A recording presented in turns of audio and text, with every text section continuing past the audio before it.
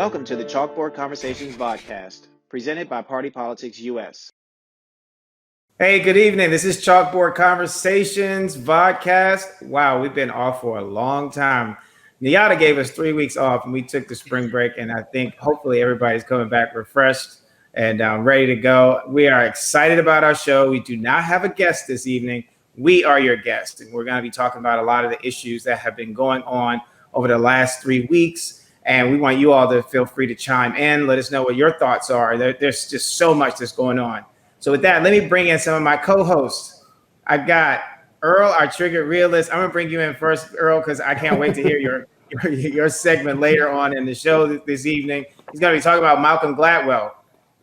I don't think he's really that glad or that Earl is all that well, but he's going to be talking about Malcolm, and we'll get to that in a later part of our show. Let me bring on Nic with a sip of the brew. She is going to be talking about a lot of stuff. Nic, what the hell has been going on in these last 3 weeks? So many things, so many sad things, because one of my childhood idols, DMX, is no longer with us. May rest in power. So we'll take a look at his life and his legacy. And I hear that he's the reason why you ended up coming to DC. So I look forward to our segment and you leading that discussion there. One of the reasons. Okay. Hey, JSmiles. Hey, JSmiles. How are you doing?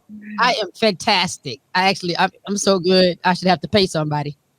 I mean, somebody must be paying you because you're a globe-trotting and setting it out. And taking your Butter Pecan was a person. There we go.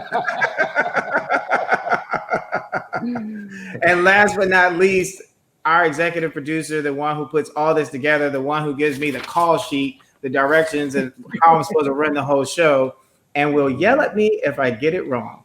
Anyway, Niata, hey, how's it going? Why are you telling lies on me? I don't yell. It's for entertainment purposes only. He doesn't have to listen the first time. I know how this works. And behind the scenes, we've got Betty, who is our engineer who's running everything, and she will be putting all this together and putting all the icing on it after the show. So we want you all to also start going to YouTube and following our page so you can see what happens in the finished product. You all get to see the recording of all this. So listen, let's start our show. I'm looking down now at my call sheet because we got a lot of topics, but what have you guys been up to for the last 3 weeks? Ooh. Did you enjoy your time off? Working. Oh, yes. I did. In the podcast, actually. Well, look at the two people in the screen with the tans. How about we start there? Right. Let's start there. I was born with mine. I don't know what you want to talk about. I was born with mine too. Right. I mean the extra tan. How about that? Yeah, I don't. There's no shame in my extra tan glow. I will say I was not born like this. This is an extra little sun kiss. The last 2 weeks, it has been fantastic. One thing, I got my first COVID shot. That happened. So I got some Moderna all up in my veins, and I didn't have any side effects. Nothing. Like not one ache, not one chill. I ain't get mad with nobody. My stomach didn't hurt. It was like Is that a side effect? To get mad with people? Yeah. I call out anything I want. I'm like, you know what? I'm mad at you because I got that vaccine. Right. Black people make that a side effect. Oh, girl, I got the Moderna. Get on my nerves. Yeah. That's right. I mean, I'm going to take whatever I can get as to how come I'm not acting right.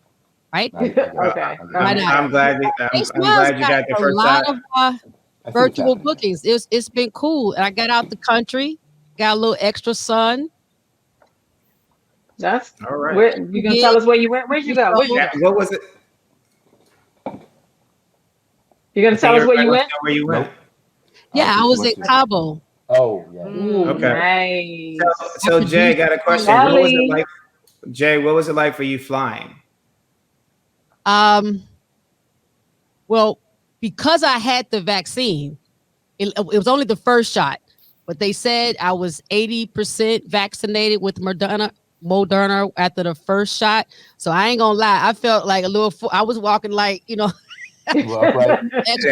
on my shoulders. Now I had my mask on. I wasn't touching people. I'm using my elbow to hit the elevator button. Right. That's and right. I didn't. I was real serious about wearing my mask during the flight, and not touching people, not really talking to people. I'm like, hey, there's a whole lot of nodding, like that. I'm grateful for the first class ticket, so it wasn't squinchy. There's a lot of room up there, a lot of Humble fresh. brag. Right. A direct Hey, flight. hey, hey. I hear you, Jay, on that one, because have a little arm room and a little air room. That's a big deal. Yeah, it makes a difference. But let me ask the rest of my co-hosts, and if you don't want to answer, you don't have to. I mean, full disclosure, I've gotten both of my vaccines. Have you all gotten your vaccines or first shot? I'm one in. Okay. I got one in my two. Nick? One in. Okay. All right, good. So 4 out of 5 party is not bad. Sorry, Nayada, you can't come because I know Betty, she got hers too. So there'll be 5 out of 6. Really? This is one of the things that's really interesting to me is I feel like there's become kind of feels like there's been this conversation piece that's been going on of, all right, are you vaccinated? I'm kind of wondering what's going to happen down the road. Are the people going to be like, oh, can only hang out with people who are vaccinated, or you still? But this whole process. But this whole process. You want me to use your party? I think the whole point is, if you're vaccinated, is that you don't have to worry if they aren't or not. Like, right. I get vaccinated so that I can hang around people who aren't, and not try to douse myself in antibacterial hand sanitizer. The other thing, though, my cologne. Yeah, I think the other thing that's interesting is, at least I found that my friends who are vaccinated, they all seem to be more prone to still be wearing their mask and still washing their hands and doing the sanitizer, because I think we're all also still concerned about others too. And I think you kind of get used to it too. I don't think anybody still wants to get it, regardless of whether or not you've had the vaccine. So I mean, there's still effects of COVID that you can suffer possibly long term with or without the vaccine. So I mean, and unfortunately, I've heard too many people saying, I got my vaccine, I can go do this, and I got my vaccine, I don't need to wear my mask, and I got my vaccine. I'll say, I don't want to be around you anymore. I wasn't one who want to get the vaccine at all. The reason why I got it is because I want to travel internationally, and vaccine passports are a real thing. So that's the only, because I had COVID, so, and I didn't even know it last year, so I wasn't big on the vaccine. That could convince me, to be honest with you. That's the only reason. I wanted to see my dad. And Nick, I did not know that you had COVID last year. I didn't tell anybody, because back then when I had it, people were like, like I wasn't saying anything. I was not saying anything. Now I feel free to share. Bottom line is, I'm glad you're okay. It was just weird back then. People were just like, it was weird. Yeah, listen, we're a little early. We're not at 7:10 yet, but we're gonna go ahead. We're gonna go straight up into. Let's go to sip of the brew. Okay. Nick, you ready? I mean, yes, I'm ready. I think that there's so many topics here, and I think our audience, hopefully, will want to get into this. I'm gonna let you take this segment. So many things have happened on our little hiatus, but we're just going to start with the saddest one, at least for me. I'm sure for you guys too, and that's the passing of rapper DMX. He died at the age of 50, which really hit home because we all basically grew up with him. He's in our age range. And again, he was one of the reasons why, like, I, wanted to move to DC, because I remember going to Republic Gardens and they played Rough Riders Anthem. And I was like, oh my God, it's so lit. I need to be here. I need to be in DC. But anyway, I digress.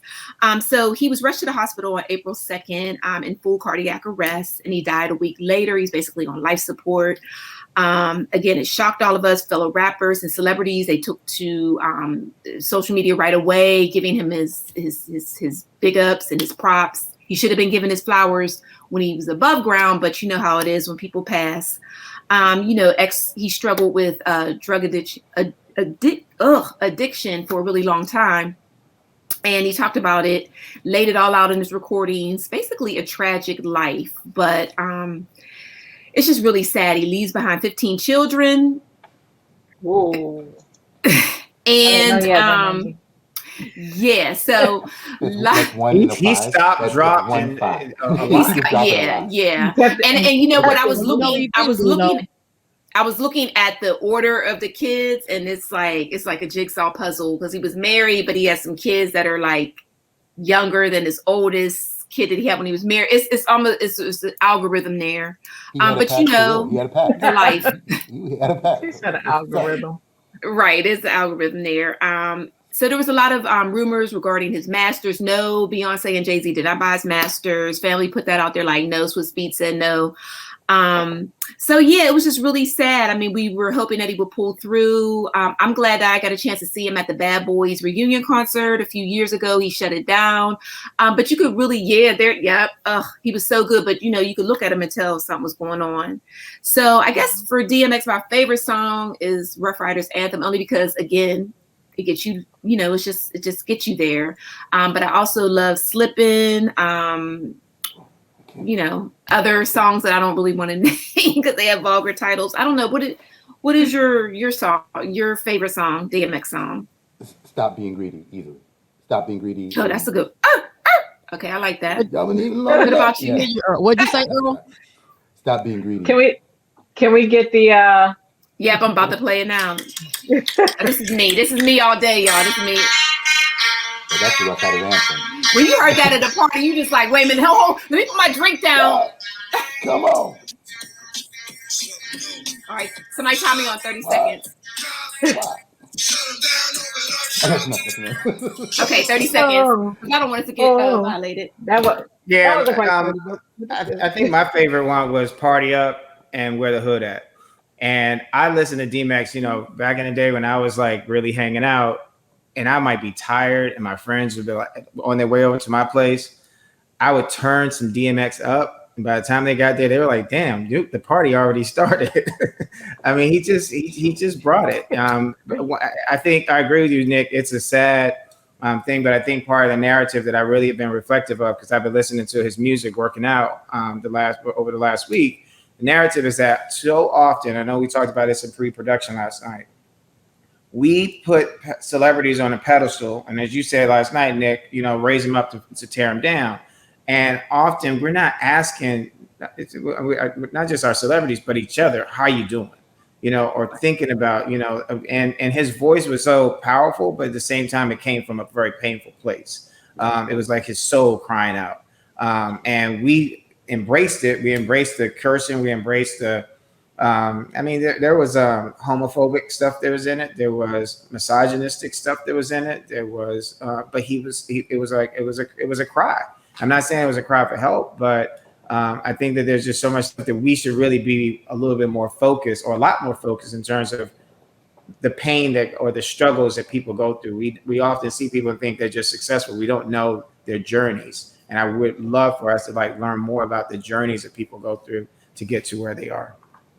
I hope that his death kind of sparks that conversation, because again, I was saying, you know, the celebrities, they were flocking and giving him his props and everything, but I really hope it evokes a conversation about just being there for each other. Like you said, you know, he basically didn't have anybody for a really long time. He talked about going to reform school early and how his mom's boyfriends beat on him.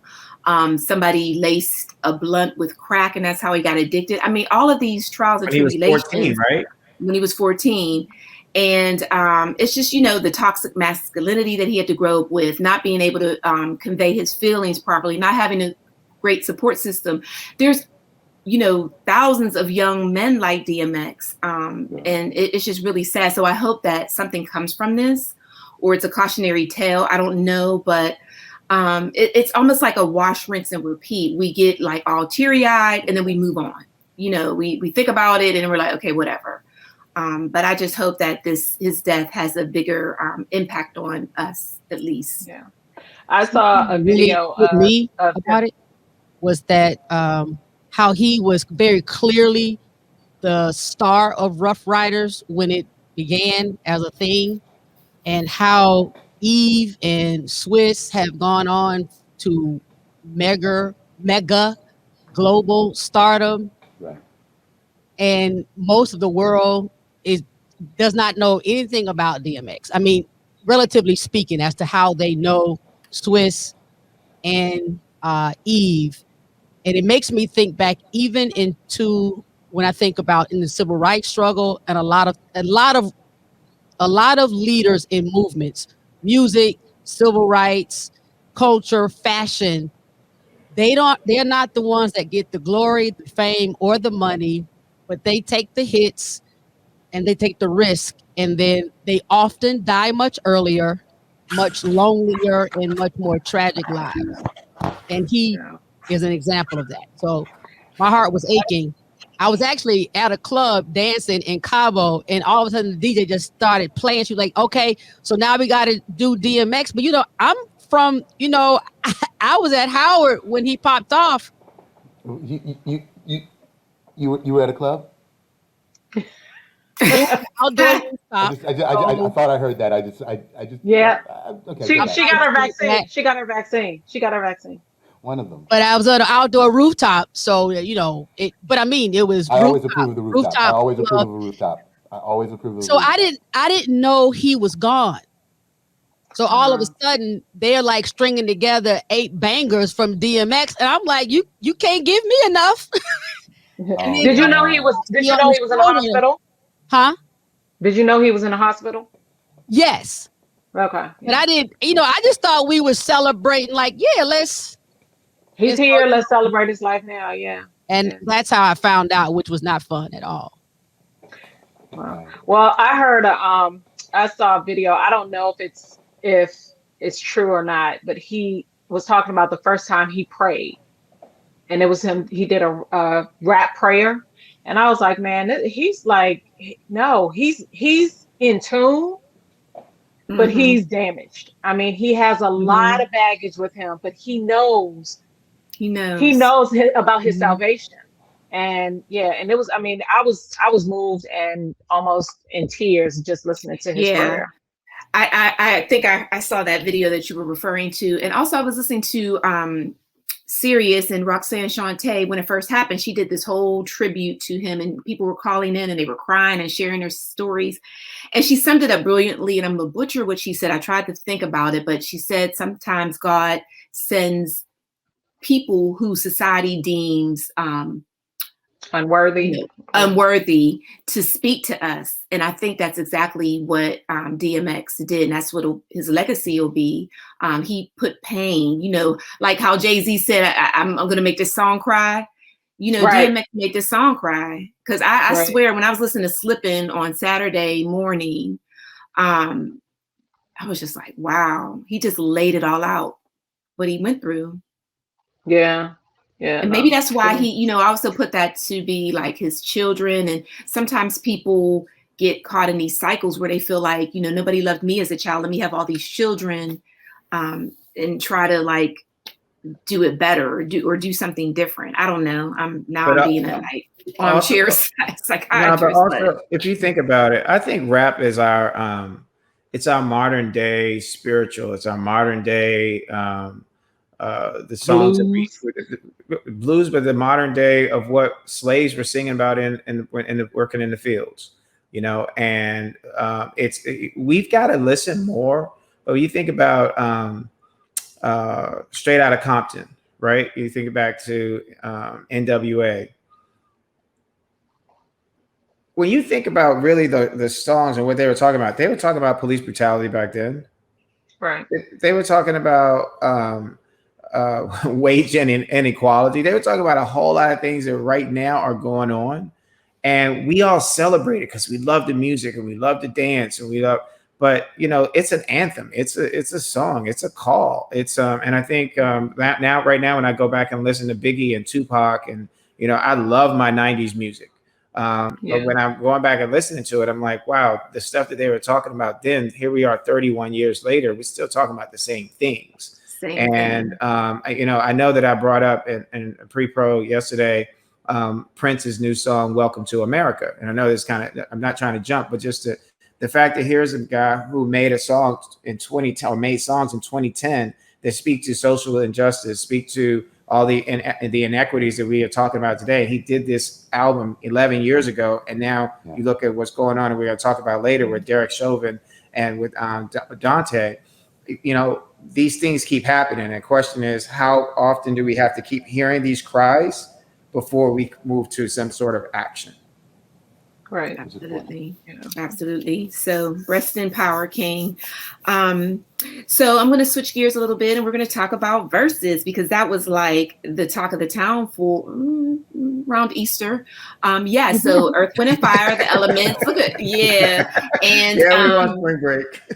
yeah. It was the talk of the town. So Earth, Wind, and Fire versus the Isley Brothers. And I don't know if you guys watched it, but it was magical. It was just like a whole mood. Awesome. It was a whole mood. It was everything. It was peak house cleaning music personified. It was in the middle of the night. In the middle of the night. It was a mood. They went. I mean, they took a break. Yeah. So they went. They got on for about an hour and a half, and they said, "We'll be right back." I said, "Oh Lord, they got to go and get some Geritol, pep up, get whatever." They came back and they tore it up for 3 hours. I think they put me to sleep. Whatever they took, it worked. Whatever they took, it worked. Facts. It was amazing. So, I'm not a big Verzuz fan, but that one I'm like, oh yeah, they brought it. I love Verzuz. Yeah. And you know what's funny? I didn't do the Verzuz things. I feel like there've been so many other ones that have been like disappointing. So it was like there was only a few. They had more that were great than more that were disappointing. And the ones that were disappointing, I didn't really watch. But next up, I think is Method Man and Redman. So I'm gonna lose my mind. I haven't watched any of them, and the closest I came would have been D'Angelo. I definitely would have. Oh my God, D'Angelo was. If it had been the original plan and had D'Angelo Merck Maxwell on it, I definitely would have enjoyed watching. You said Merck, right? Yeah, not a fan. All right, so when it comes to this one, Meth and Red, they might get me to come out. Well, I mean, the Monica and Brandy one was really good. I didn't watch Keisha. I didn't. Yeah, the Monica and Brandy one was really good. Even Gucci Mane and Jeezy. I mean, if you're into that, I'm just saying what Verzuz does for me is it brings. First of all, their streams like the Isley Brothers and Earth, Wind, and Fire. Their streams are up, and that puts money in their pockets. So it introduces an older group to a younger fan base and a younger group, because all the young fan base, they just know the samples. They don't know that this song Between the Sheets has been sampled. I think I read something like 28 times in different songs. That's all they know. Yeah, so in between, so during that break, D-Nice was playing music that had been sampled by other people, and absolutely. But what I will say is, Uncle, what's his name? Uncle Ron Isley. So he was a breakout star. He out here beard fishing, and he has like a whole nother fan base. And that's all everybody was talking about. Check him out. Zaddy activated. And mind you, he is 79 and his wife is 44. She's bad. So there we have it. I'm old enough to remember the other. Can I throw something out there? Yes. I'm going to finish that one. I'll finish that because I want to talk about one that I was seen as a Verzuz. Yeah, I'm old enough to remember Ron Isley back in the day when my mom and them liked him. Right. To Ron Isley now. I think we have a picture, and it's night and day. But his glow up is epic. Just give it to him. Give it to the zaddies. No, absolutely. Unfortunately, that other picture didn't get. I can't hate Ron Isley. You talking about rebirth? That dude. He started in the 50s. Right. He's got. I mean, my mother was. They did Twist and Shout. They did Twist and Shout. They did Twist and Shout. They definitely won the Verzuz. But the Verzuz. So my coworker. The Verzuz that I would have liked to have seen would have been Biggie and Tupac. Can you imagine what that would have been? Yeah. No. Biggie. No. Tupac. No. They're not on the same level. They're not getting like we could have that's a whole nother conversation. Right. Biggie. It's like. I like where your head's at. Yeah, that's a great conversation. And let's. Who would we want to pair? I don't think they're. So speaking of pairing up, some people think that Earth, Wind, and Fire and the Isley Brothers weren't really a good match because the Isley Brothers, people think Earth, Wind, and Fire, the elements, they're more pop, but Isley Brothers discography is ridiculous. It's so deep. It's so deep, and people don't even realize. On behalf of Earth, Wind, and Fire, Maurice is deceased, and Ron is not. So that is so unfair, right? Like if Maurice were alive and he could do that Maurice thing, and because Maurice wrote half the stuff for the Jackson 5 and for the emotions. And if he really started pulling in all the stuff that he was a part of that got sampled or something as Maurice, then that's another whole level. Right. I just want to shout out what Verzuz has done and how quickly they have flipped it, because it started out just like with Babyface and Teddy Riley with 2 cell phones in their home basements. And they now have major streaming happening with Apple involved and ITV and everybody. And so this is now a thing, like a battle of the bands. Before you know it, it's going to be on live television, and it could end up being, maybe Big Ass or something that may rival like American Idol or something. It's amazing, and it's fascinating to see how this thing has taken off to me. Well, something else that's taking off, Will Smith and Antoine Fuqua. They're taking off from Georgia. You like that segue? They said, at Georgia, we're not doing you because of your suppressive voting law. So that were just passed. So they decided to pull their production of Emancipation, which ironically was about a runaway slave. And that's where Georgia clearly is trying to take us back to slavery day. But anyway, so they pulled their production. I didn't see where they're going to move it to, but that is a big blow to Georgia's economy. And if they're not careful, I think other conscious and woke Black producers and stars will follow suit, and it could really hurt their pockets, because that is like supposed to be the Hollywood of the South. So I don't know. What do you guys think about that?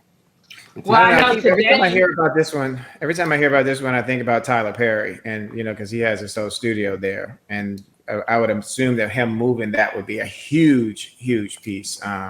Not just for Georgia, but for him economically. But I'm sorry, Niyata. Yeah, I don't think he's going to move from there. I think he's there to stay, but I think he's going to fight in a different way, and I think he's probably going to rally along with a lot of the corporations that came out today, Starbucks, and it was a long list of corporations who said, Amazon. Yeah. Right. We stand with those who are on the side of freedom and voting rights, essentially trying to make this more of a bipartisan thing instead of it being just, a Democrat, whatever. But it's about money, because the Republicans can't live without their corporate support. So I think that they will end up he'll go that route. I think mentioning Tyler Perry is important for a different reason, because the studio is down, that people can't tape there. So his income source stops. I think when you talk about Tyler Perry, it's not just about what is he going to do for the cause, but there's a reality that when people stop taping there, he loses money as well. And so it'll be really interesting to see how that kind of stuff, you got evaluations in terms of how much he's worth based on property values and stuff of that nature. Until this gets resolved, he can't book. I mean, he may not be able to book as much. If it turns out he's got Marvel there or something like that, it's also possible. But you're talking about his cash flow, it stops if people aren't taping in his studios. Well, I think that he's still going to be able to do his stuff there. Mm-hmm. And he he can pretty much pull anybody he wants to come, and except for these, the super mega big names, but he has a lot of the B and C list talent who will come and work for him. And so all he needs is the B and C list talent and 3 good wigs, and he has a movie. Exactly. Well, also, let's be real about the current, every Tyler Perry movie. Let's be real about the talent pool that is normally there. Let's not call any names, but how many A-listers have really starred in a Tyler Perry movie, like ever? Other than Idris Elba, he's got Oscar winners on there. Like he's getting. I would say Kathy Bates, Taraji P. Henson. That's debatable. She's A-list. I would say now she is. I put it in. Okay, but not when they were. But when you're right. For him, when they played for him, they were not who they are now. Acrimony was right. Anyway, we understand what we're saying. We understand what we're saying. I think Tyler Perry can push his weight around however he wants to, and I'm sure that he will, because he has done so just by the way he decided to give Meghan and Harry a whole house to stay in when nobody else wanted to touch them. And I want to shout out Major League Baseball, right? That's the conversation I have. The most racist professional organization of sports that we've had, they pulled their all-star game from Atlanta. And when nobody else, no other sporting organization has taken such a stand. So I'm like, all right, Americana. That's true. Right. That's true. But again, Tyler pays his taxes in Georgia. I'm pretty sure he's comfortable with the state, like making sure the state pays attention to what he wants to say. Yeah. But it's not about him pulling talent pool. I'm saying that he won't. The kind of money he makes from Marvel doing the Black Panther Wakanda set on his property, that money kind of stops now. I'm not talking about whether or not he can put anything out. I'm talking about the major money he gets from studios to use his land, to use his studios, whether he makes a film or not. Maybe that's why he announced. Maybe that's why he announced the Medea prequel. Maybe he's just like, let me just throw on his dress real quick, pay these bills. Let me hold myself out. Right. Can Betty hide my camera real quick? I need to laugh for real. Wait, let me get JSmiles over there right quick and be like, hey, brother, you listen here. 500, I can give you an hour special, dude, right now. I got something. No way. Two face. Well, listen, I think this is all a great segue into something else that's this is going on, in Georgia, because all the things that are going on. And Nick, thank you so much for that, for the entertainment segment. I think it's really important to use this as a segue in terms of what's going on with Georgia. In terms of all this is because of the voting rights bill. And, I don't want to say ironically, but, if you think about it earlier this year, we had Michael Collins, Congressman John Lewis's former chief of staff.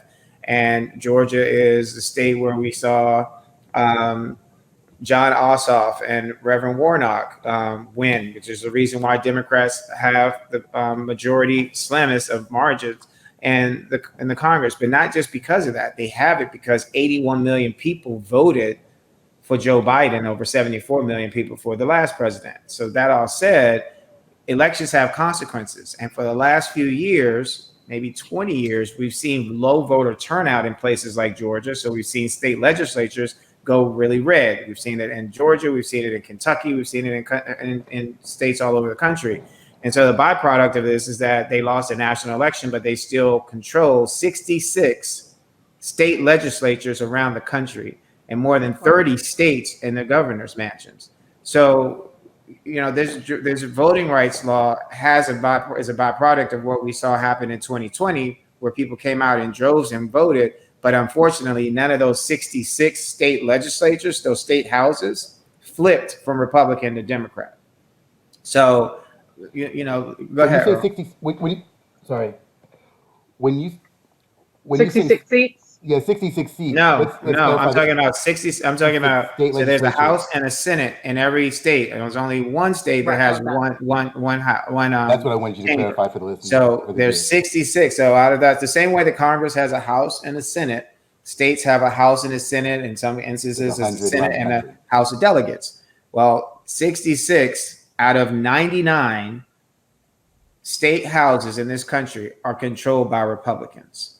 31 or 32 governors are Republicans around the country, including right there in Georgia, where we saw voter suppression occur in 2018. And that's how Kemp became governor of Georgia.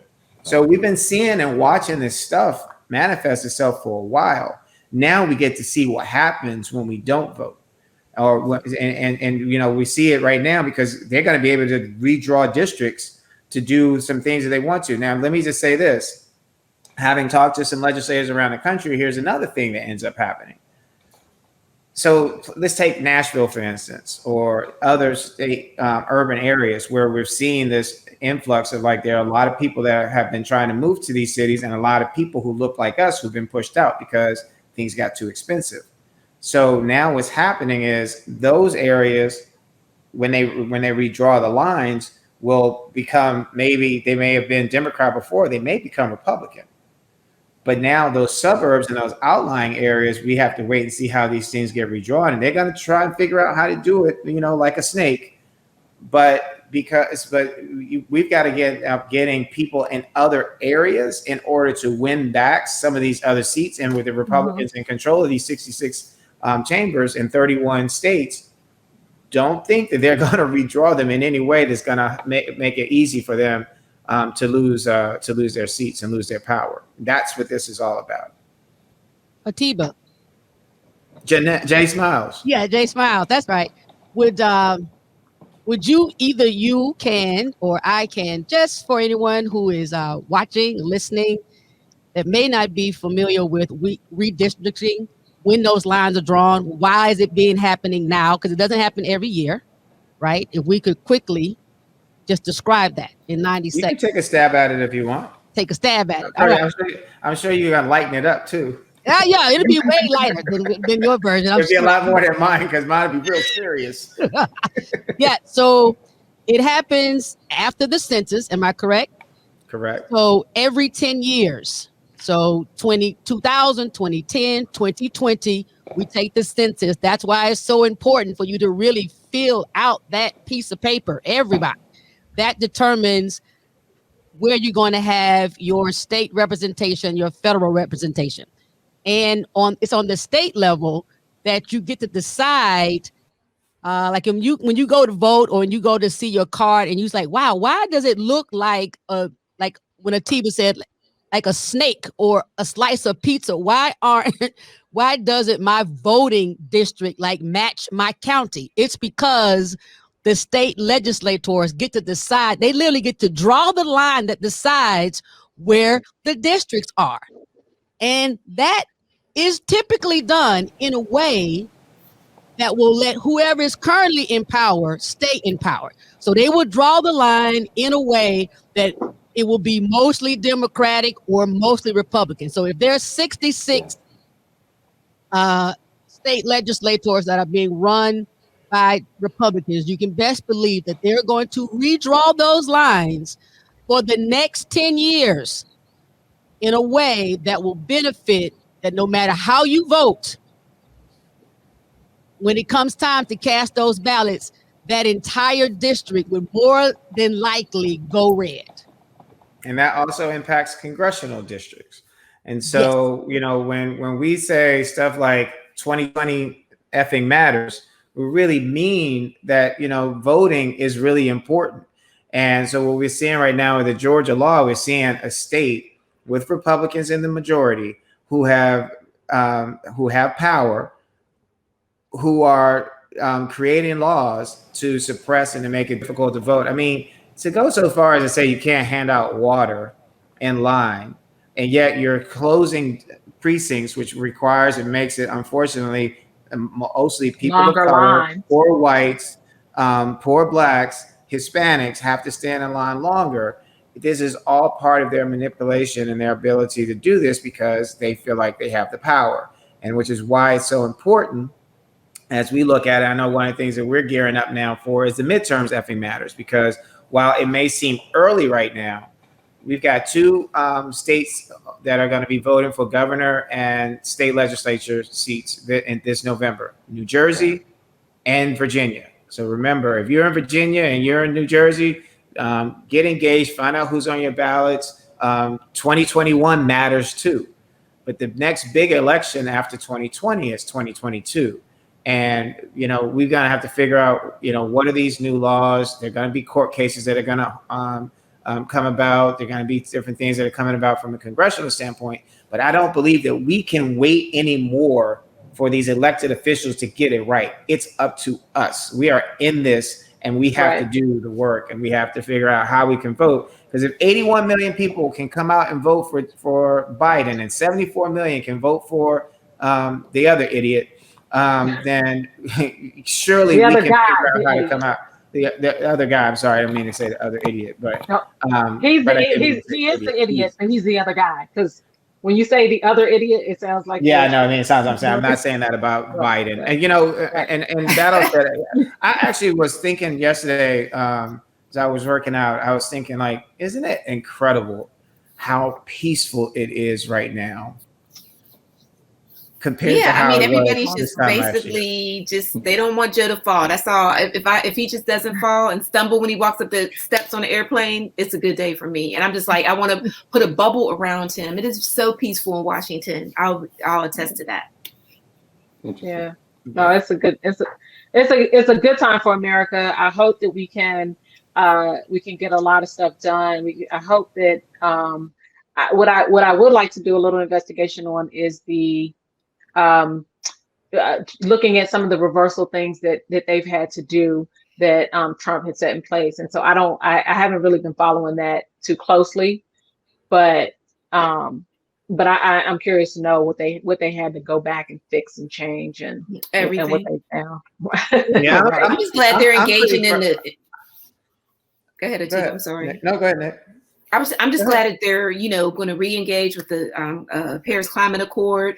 John Kerry today, he's traveling to like kind of tout Biden's environmental and climate record. And so I'm really excited about that because I don't know, the storms in Louisiana today, that definitely is a climate change issue. And, since we had a former person in the office who was a climate change denier, there's going to be more attention on that. And it's huge right now. Infrastructure, climate change, the things that have been neglected because it doesn't, in the rich areas, the bridges aren't falling down or whatever. I don't know what their issue is. I mean, I'm like, how can you be against infrastructure?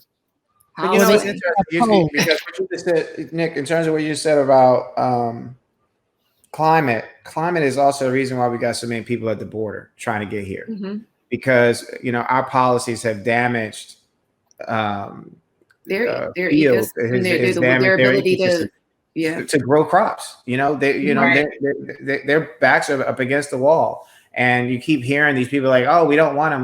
But we are the ones who forced them to have to go to these extremes. And I think that we have to be figuring out ways and educating ourselves better too. That climate is a huge piece, and we're seeing weather patterns now. I mean, when I was watching all the storms going up and down the East Coast this week, it was like, wow, we're in April and we're getting type of storms it seems like we get like in June, July, and August. And that's early. Let's switch up and go to Duante Wright, 20-year-old Minneapolis. Earlier I mentioned Prince, Minneapolis, and his song Welcome to America. But right here in the middle of the Derek Chauvin trial, which I keep seeing these things and keep reminding people that George Floyd is not on trial. And yet we saw him die, and then we just saw the same thing happen in Minneapolis.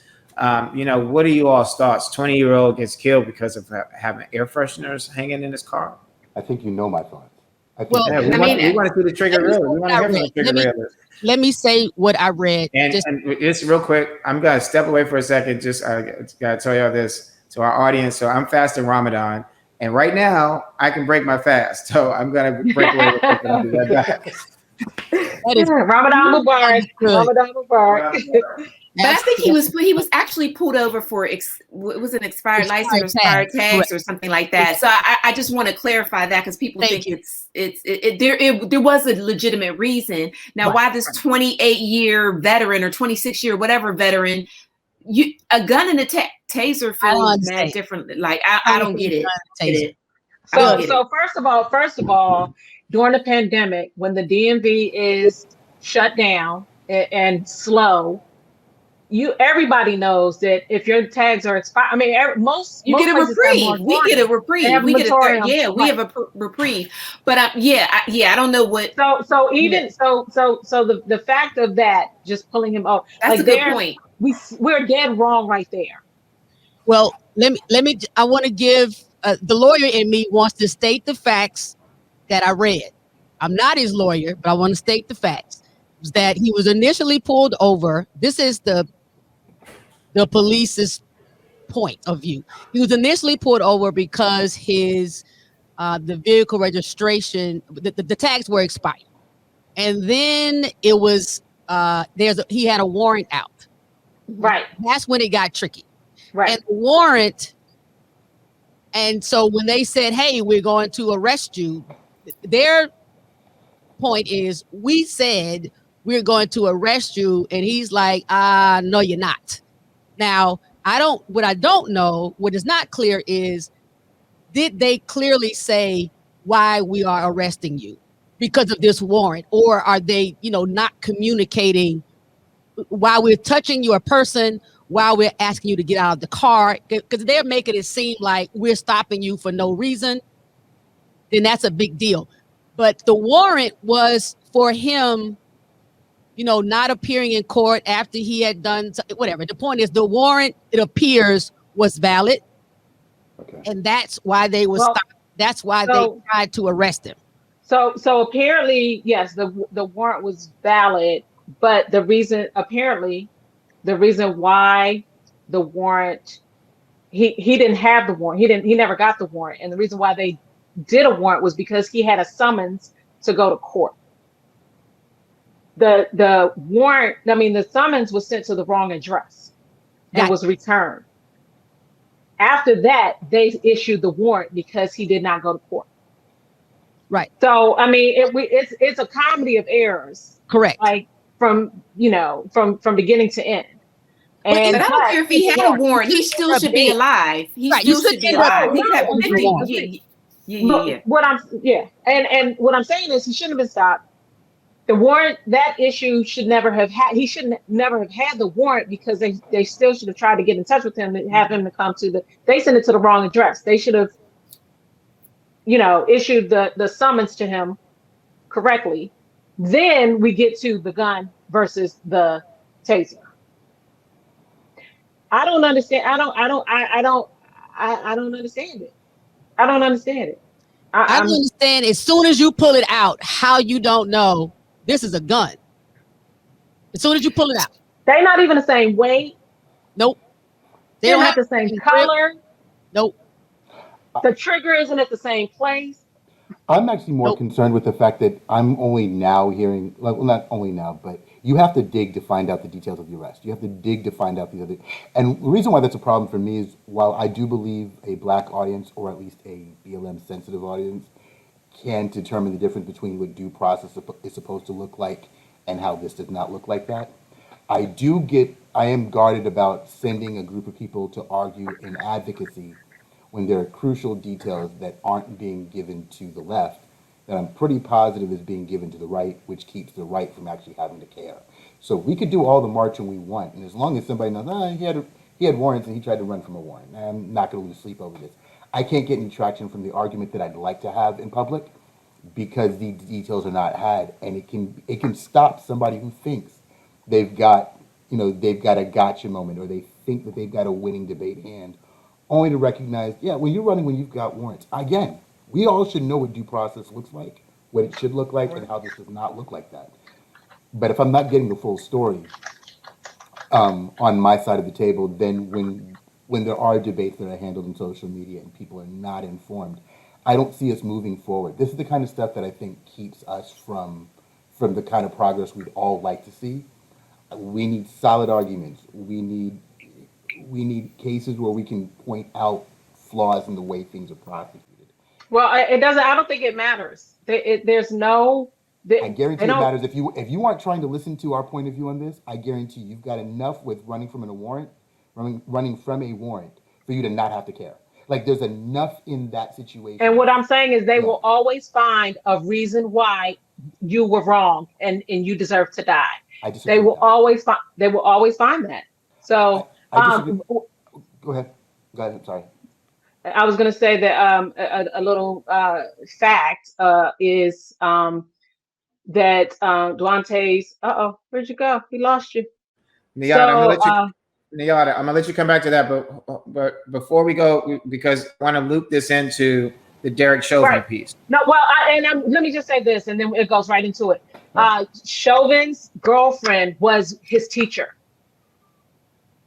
Yeah. Ooh. Chauvin's girlfriend was Duante's what? Teacher. Right. Mm-hmm. Freaky. Oh my God. That just gave me chills. That just gave me chills. And this is the proximity of these Come on, Mike. House. Your mic's on. So with that all said, look, we got the Derek Chauvin case. I think it's in week 3 right now. I'll be very honest. I'm following it, but I'm not watching it. And it reminds me too much of a reversal of what we saw back in '90s with O.J. Simpson. And it's like the flip, right? And but yet the difference is O.J. Simpson, there's still, with speculation. Okay, well, Nicole Simpson, and you all may know that I worked on a film project called Nicole and O.J. Is that the slit across her neck was different. If he was somebody behind him, it would have been like from this. The slit on Nicole's neck came from left to right, which meant that the person had to have been left-handed. There was a big question in that. When you look at this, there is a freaking video that shows that his knee was on his neck for 8 minutes and 46 seconds. And they're even saying now in the case that it was over 9 minutes. Right. There's all these other testimonies and people, even officers saying that, or the paramedics coming and saying, we asked him to stop. So, all these things. And so there is an absence of justice. We have to wait and see what is going to happen with this case. But we so often have seen an absence of justice and what we want to see happen. And that's why I want to go back to the fact why it's so important for us to vote. Why it's so important, because the stance that I'm taking with this is there's nothing I can do personally to have anything to do with the outcome of this case. Right. But what we can do is that we can make sure that we keep voting and we keep voting. We get these people out of office and we change the laws. And then when we get the power, we keep the power. When we were talking about the music, for instance, before, you think back to Biggie first, we think about just entertainment, Nick, The Godfather and all these other things that we've watched over the years. They've been telling us the secret. First you get the money, then you get the power.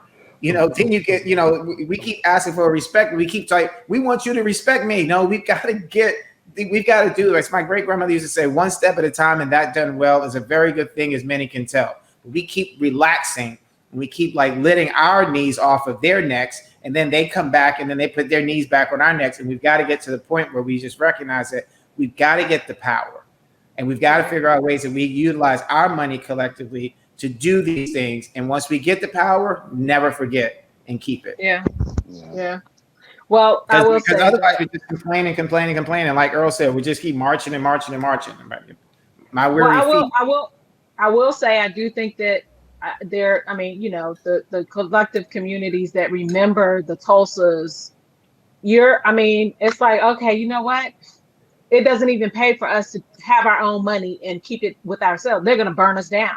So, there's a little bit of gun shyness there. And I'm not saying don't do it. I'm not saying that we should say, oh, we're not going to, but I understand how, okay, they burned Tulsa down. Okay, fine. What do you want? What do we need to do? Please tell us. You know what? Here's my argument I'm going to say with that, Nyada. A few weeks ago, I went to Tyson's Corner and I'm talking to some friends at Banana Republic, and somebody said, one of my friends who's a manager of the store told me how many people had come in the store the day before. Of course, it wasn't all black, but she said 2,000 people had come through the store that Saturday. Wow. You know why? They just got the stimulus checks. Right. So, when you think about how we waste our money because we don't think of it because we think, oh, I haven't had it for so long, I got to have this. We really just, I hear what you're saying about Tulsa being burnt. I hear what you're saying, but we have a lot of trauma from our past. And one of our shows, and we need to talk about this book that I've read called "Love Is Letting Go of Fear," because it's that fear and it's that trauma and Absolutely. It's the things that keep triggering us. They keep affecting our attitudes, which is the reason why I've not been watching the Derek Chauvin thing, is because I think we've got to figure out where is our place and what is it that we can do, as opposed to the fact that, okay, we're going to just collectively keep yelling and screaming and telling them to change, but they're going to be like, we still got the power. They don't even know. So two things. I absolutely agree with you. I think that we have to let go of that fear.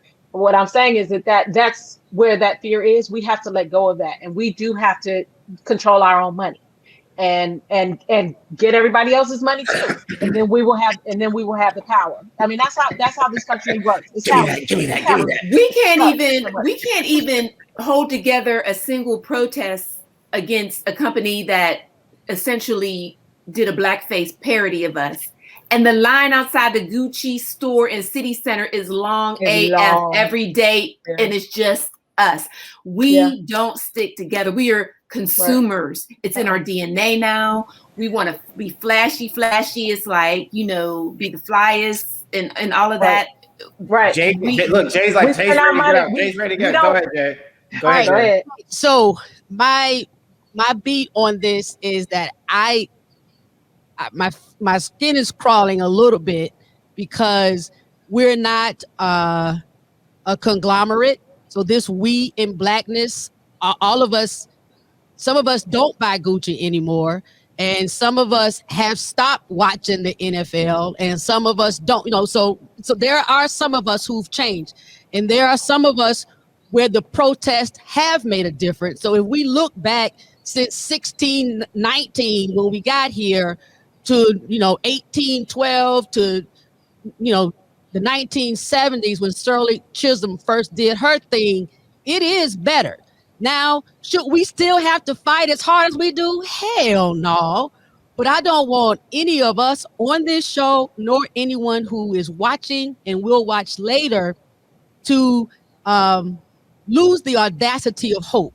That whatever your effort is, whether you just stop going to that one corner store because you think they are profiling you, just drive another block or walk another block or just get off at the next subway stop because they're assholes. We each individually have to make those types of sacrifices. And I believe that there are more of us doing that than the media is announcing. Now, is it the critical mass that we want? No, not yet. But social media helps. Changing because social media helps. It does. I know good and damn well when I was growing up, Major League Baseball wouldn't have left Atlanta because of a voting law in Georgia. Shut up, everybody. Those kinds of things are promising. Now, I'm not happy. I'm not happy by the state of America. I'm not happy that George Floyd. I cannot believe that could occur in 2020 in broad daylight. I'm not going to go down that path. Yeah. However, I also cannot believe that white America, Jewish America, and gay America was marching and protesting in as large a numbers as black people were around that. Because we don't make up a 15%. We just ain't got. And we got to move to our next sec. We got to move to our next. No, we got to hold on. We're gonna come back to this at the end, but we got to go to our next segment. She sounds triggered. I'm saying she sounds triggered. She does. And I think we should go to a triggered realist. But the thing is that we got with all that, we're gonna go to our triggered realist. Wait, you stepped on a segue. No. You just totally did. She had a segue. Anyway, here we go. Go ahead, Nayada. No, we got the trigger realist. We gotta go to our trigger realist. Here we go. We're gonna go to our trigger realist, Earl. Oh wow. Okay, I'll do it. Can everybody hear me? Yes. Okay, good. Does anybody recognize this man? No. Yes. Okay. Yes. Malcolm Gladwell. Yes. He's responsible for The Tipping Point. He's responsible for writing Outliers, Blink. His most recent book, Talking to Strangers, was inspired by the Sandra Bland case. He knows how to wade through acres of useless data better than anybody else and find the one variable that matters more than anything else. I'm getting to a place where I want us to talk. I want this country to ask him, a Canadian, about who's going to be president, about the financial systems here, and not for any other reason aside from he has the data, except that he will give us the right answer. I no longer want his impression. I just want his answers. Just oracle. No. I'm here. I don't know what's going on. But the real reason why is because I honestly think he's one or two bad. We lost him. Okay. Yeah, I don't know. Sorry about that. And I don't know what happened. His Wi-Fi got triggered. Yeah, my Wi-Fi got triggered. That's basically what happened. See, he saw I was about to talk about him and he shut it down. That's what he did. Go ahead, Earl. We'll let you get. No, I'm good. The main point about it is that I think this man is not only brilliant, not only is he savvy, not only does he get access to data that we all have and just knows how to interpret it better than anyone else, but I honestly think that if we don't give him his way, he'll become a Bond villain. But I got to ask you this. What about this triggered you? Two things. One, I don't think people listen to this man enough. After listening to his take on social dynamics as, when it comes to law enforcement, basically paying attention to how we enforce the law would have a lot to, manpower hours, more efficient use of municipal funding. He thinks about these things when everybody else is watching Verzuz. And I think when we're trying to figure out I feel attacked. Damn. I feel attacked. I feel judged. I thought the Wi-Fi was going to cut out on me. Well, you know what? You know what? Versus was on Easter. He's Jewish, so boom. You know what? That's true. But no, more than anything else, I think the I man got is you, very- Nick. But no, I am a little more triggered at the fact that I don't think we're asking the right people for solutions to our problems right now. I think we like people who are popular. We like people who find their way with celebrity to get on, people whose publicists work very well to make them visible. But I don't think we're talking to the right people who crunch the numbers, who process information, and actually make sure everybody's got what they need to have. And since this man keeps writing books, I think it's probably a good idea to flip through a few. So you're triggered by everybody else not listening to him. Okay. Yes. Got you. That's solid. All right. With And that so all said, we got to move on to our next segment. We've got Lighten Up with JSmiles. All right. We are getting into this Georgia voting law. Specifically, it will be a crime to hand somebody food or water while they are in line to vote. Now, we all know the Republicans are really going after the poor and the urban when they made this. But you know what? I want them to bring it. What they don't realize is we have been packing sandwiches and juice boxes inside our jacket. My name is Lene. I got plenty for decades. Are you kidding me? My grandmama made fried chicken sandwiches and butter and bread for us to go around on our road trips because what? We couldn't stop nowhere as Black people without the worry of somebody beating us up traveling around the deep South back in the 70s. We are made for this. We ain't about to not vote because you said we can't have somebody water. You don't think we about to have somebody looking out on the corner? Hey, is he coming? Hurry up. Throw the water bottle behind the bushes. We ready for this, bro.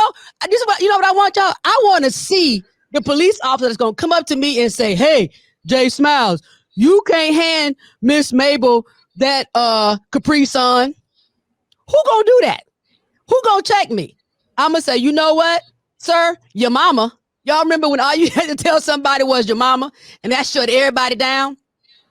You can't stop people from feeding and giving beverages to some folks in line. That ain't gonna work. How can you even get to that many precincts, sir? Y'all just wasted your time making that stupid law. Y'all can't even stop people running red lights. You can't even stop people from beating their wives. That is going crazy.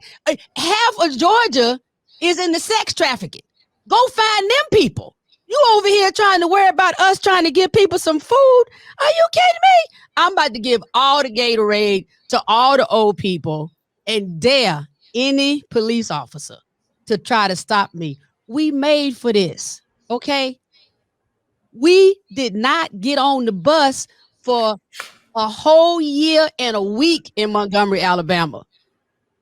We didn't even ride the bus through the snow and through the rain. Okay, it wasn't snowing, it was Montgomery. But through the rain, through the hot and the cold, you can't stop us with no juice box and no water. And then we're going to hit y'all with this. Okay, legally, sir, what constitutes water and food? Does a fruit roll-up count? I don't know. What about milk? Is milk water? Anyway, lighten up. Don't worry about it, y'all. Everybody in line, you will still get nourished. I'll see you there. All right. Thank you, JSmiles. Listen, I want to go back real quick as we wrap this up, though, because and I don't know if there's going to be a verdict or anything before our next show.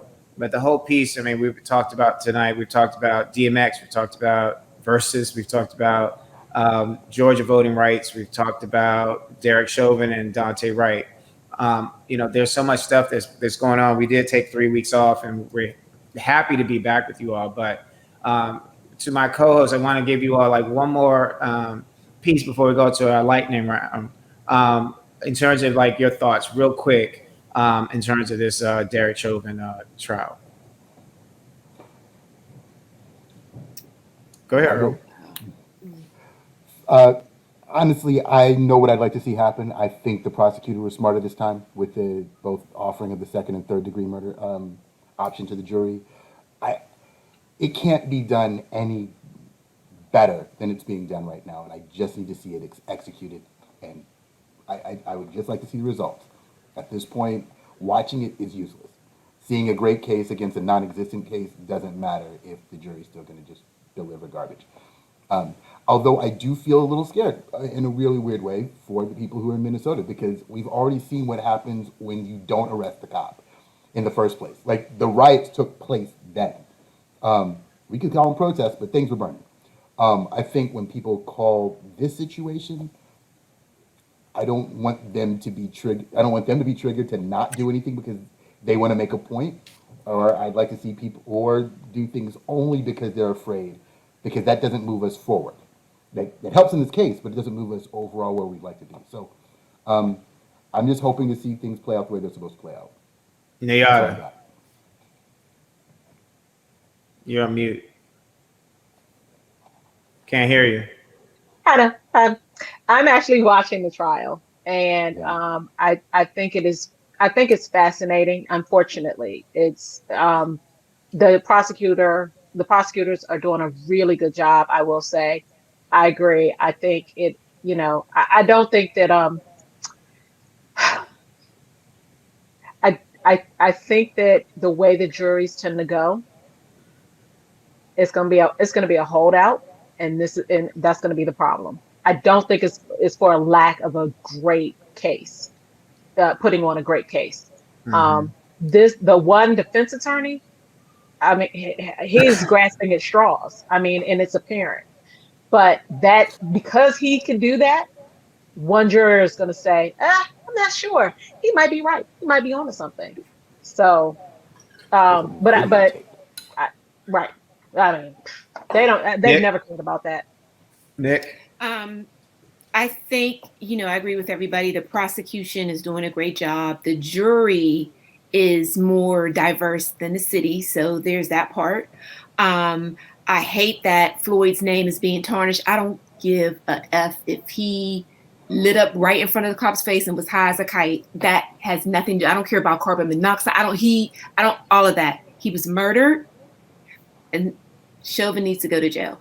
I think the prosecution is very smart by listing manslaughter, second degree, third degree. So cover all the bases, and we'll just see what happens. And I'm just going to pray about this.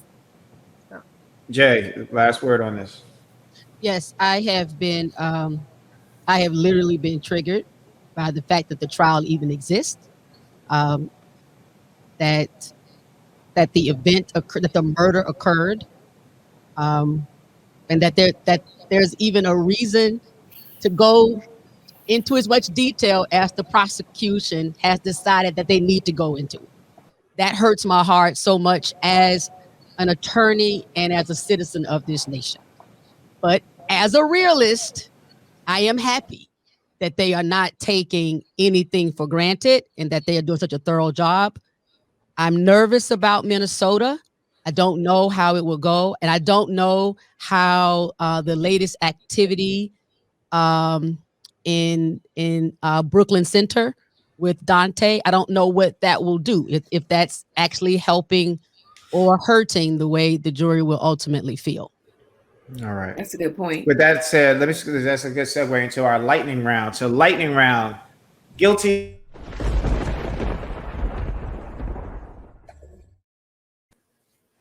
Okay, go ahead. Say it again. I'm sorry. Lightning round.